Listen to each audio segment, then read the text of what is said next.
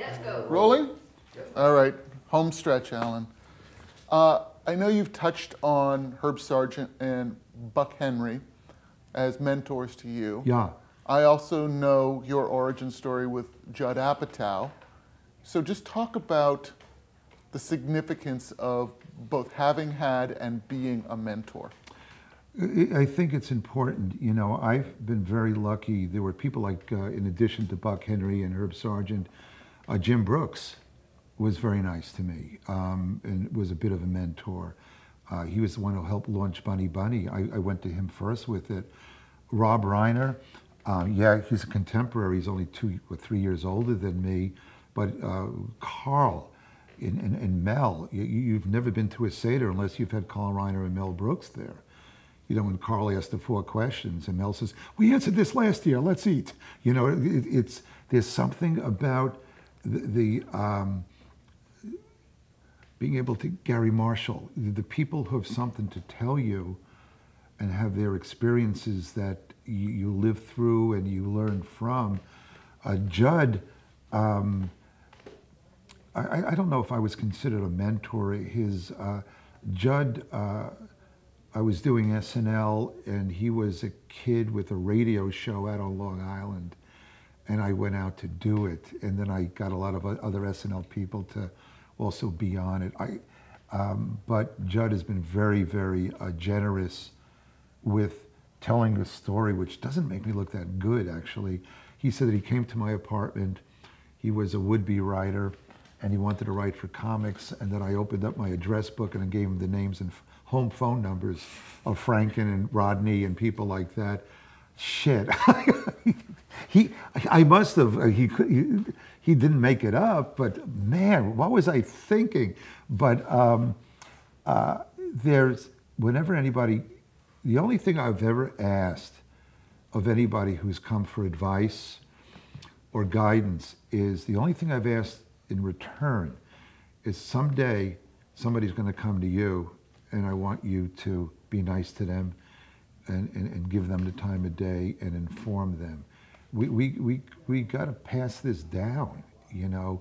You know, it's like Ralph Cramden says, you know, be kind to the people on your way up because you're going to see them on the way down. And, you know, there's a lot of people who will come up to me and say, you know, I was your assistant on whatever, and they were booking the Letterman show and put me on all the time. That's not the reason you do it, but people remember who was nice to them, and also people remember who wasn't nice to them. Who were the pricks out there? What, you didn't have 5 minutes, 10 minutes for a kid? You know, I don't get it. And so that's why when Jeffrey Tambor sends a basket with a thank you card, well, okay, I'm glad you're appreciative, but I'm thrilled for your success, you know. Right. We're not in competition with each other. We really aren't. So, how do you think the business, well, 2 things. How do you think the medium and the business of television have changed since you came into it? Well, it's almost the same question. When I came into it, there were only 3 networks: NBC, CBS, ABC. That was television. There's no Fox, there was no cable, certainly no digital, okay? It was more mom and popish. What you had were people who loved show business. You had the Bernie Brillsteins of the world. You had studio heads who laughed. You had network executives who came to read through it, wanting to enjoy themselves. And if I were 10 years older, I used to hear these stories about the guys who ran studios, you know, and the guys who ran networks and stuff. I don't know enough about William Paley to talk about him, but I know that when I used to see Herb Schlosser all the time up at NBC, and like I told you before, Ebersol was great. It wasn't so much the us versus them thing. We're all in this together, you know. Did it feel more personal? It felt more personal. It felt more homey. It felt like, yeah, it was a business. I'm not going to over glorify it. You know, look, at the end of the day, back then NBC and Hertz were both subsidiaries of RCA, you know. So I understand that. I always understood that. But it wasn't all about numbers. This sounds so trite, but it wasn't all about numbers. It wasn't about crunching. You know, there are classic examples of shows. You take Brandon Tartikoff. Yeah, I mean, there was a show called Cheers that he believed in. And for a couple of years, it was along the bottom of the ratings, and he believed in it, and he got behind it, and it became Cheers. And even when my friend Larry David and Jerry Seinfeld, with Seinfeld, God, it didn't catch on right away. Yeah, it won the critics, but they picked them up for 6, and they picked them up for 2, and then 3, whatever the actual numbers were, I don't know, until it finally became Seinfeld. Now, 2 things. A, Brandon Tartikoff was a visionary, and he had the balls to do that. But then again, I also wonder if the climate was as such where he was able to have the balls, and were he alive and functioning today, is it so cutthroat and so drastic that he wouldn't be allowed to have those balls? I don't know the answer to that, but it does speak volumes that he did it and he was allowed to. Right. Yeah, I mean, because yes, you wonder if in this cluttered media landscape, if Seinfeld doesn't catch on right away, does it ever? You know, when I was with SNL, now mind you, that's 1,000 years ago, if a show, we would do a joke about a failed TV show. And what was a failed TV show? It was canceled after 13. It was canceled mid-season. That was a failed show. Now, you can get canceled before the first commercial, you know, and it's, God knows, you know, 700 Sundays was nominated for a few Emmys, the HBO version of it. I think I just dropped my lifesaver. You did. So we were out there, whenever it was, 2 years ago, right. 3 years ago, and we went to all the parties, and it was nominated for a few of them. Me and Billy were nominated for 2. So one was given at the Creative Arts Awards, and then a week later is the televised one, okay?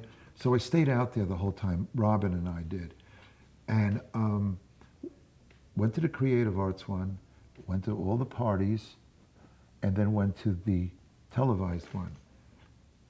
I gotta tell you, it was sitting there during both shows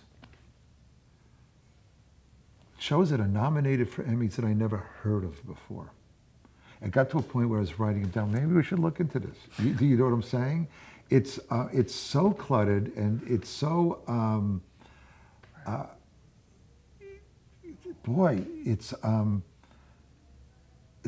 really fast moving, but it's also a good time for a writer. There's, you can do a limited series. You can tell a story in 8 episodes, 12 episodes, and story's done and you move on. So if a young writer were to come to you right now, let's just say that Let's say her name was Hannah? Maybe. Okay. For example, what advice would you give a writer who wanted to get started and have your career, but starting right now? Aside from telling that young writer to write every day and to come up with whatever their version of 1,100 jokes are, I would tell them to write a sample episode of a TV show they like, because it will show a producer or an agent that you can capture characters that already exist. I would tell them to write a pilot that's their own vision, because it will show what your individual voice is. So you have two pilots. You've got your jokes. You've got your sketches. Whatever you what do you want to have in it? Where do you want to be if you have your druthers a year from now, 3 years from now? I would go to UCB, Upright Citizens Brigade, and try to make friends. I would try to, if not take a class, and if you don't want to perform, let you become somebody that who is performing and is up and coming. They believe in your voice, and they want you to give them material. And who knows, maybe they'll get a show and ask you to come along. Also, what you would have is a selling tool if you want to get an agent. It's easy to call up and say, you know, I want to write for such and such. Well, who are you? And the only way you can tell who you are is what you've written. Right. Build your portfolio. Build your portfolio. If you're a shoe salesman and you schlep around, you bring shoes with you. You know, we got these in blue, you know. All right, last question. And I know this is going to sound grand and lofty, and I'm sure you hate a question like this, but indulge me, all right? Yes, I'm Jewish. All right. All right, then my second to last question. Okay. How would you want to be remembered, ultimately for the ages, if this goes in the time capsule? What would you want people to say was your legacy, Alan Zweibel? I would like to say that he had successes, he had some foul tips, but he always honored the idea and tried to bring it to fruition in the form that it needed to be. Not everything is a TV show. Some things are just 3-page articles for the New Yorker. So what is the idea? How does this idea want to live? So there's a nobility about your approach to that idea and how you can execute it and bring it to life. Whether it works, whether it's popular, whether it gets a good rating, whether it gets a good... then it's in the hands of a different God. Right. Okay, but if the lofty part is to have the nobility of taking an idea and bringing it to life in the form that it was meant to be. And so that you feel then the way you'd want to be remembered is somebody who loved the words, loved the English language, and trying to make people laugh by using it. That works for me. Are we good? And also was second only to Milton Berle. Nah. I want to leave enough time so you can get out before that. Yeah, well, yeah, just take out enough to win. Just, oh God. Thank you. Jenny, what we'll do is later,